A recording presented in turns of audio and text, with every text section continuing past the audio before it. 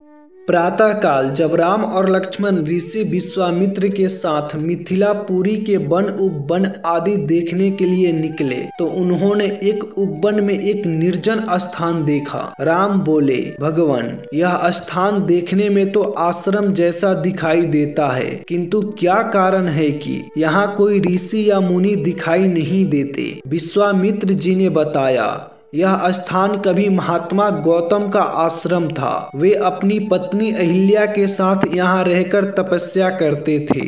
एक दिन जब गौतम ऋषि आश्रम के बाहर गए हुए थे तो उनकी अनुपस्थिति में इंद्र ने गौतम के वेश में आकर अहिल्या से प्रणय याचना की। यद्यपि अहिल्या ने इंद्र को पहचान लिया था तो भी यह विचार करके कि मैं इतनी सुंदर हूँ कि देवराज इंद्र स्वयं मुझसे प्रणय याचना कर रहे हैं, अपनी स्वीकृति दे दी। जब इंद्र अपने लोक लौट रहे थे तब भी अपने आश्रम को वापस आते हुए गौतम ऋषि की दृष्टि इंद्र पर पड़ी जो उन्हीं का वेश धारण किए हुए था। वे सब कुछ समझ गए और उन्होंने इंद्र को शाप दे दिया। इसके बाद उन्होंने अपनी पत्नी को शाप दिया कि रे दुराचारिणी, तू हजारों वर्ष तक केवल हवा पीकर कष्ट उठाती हुई यहाँ राख में पड़ी रहे। जब राम इस वन में प्रवेश करेंगे तभी उनकी कृपा से तेरा उद्धार होगा। तब भी तू अपना पूर्व शरीर धारण करके मेरे पास आ सकेगी। यह कहकर गौतम ऋषि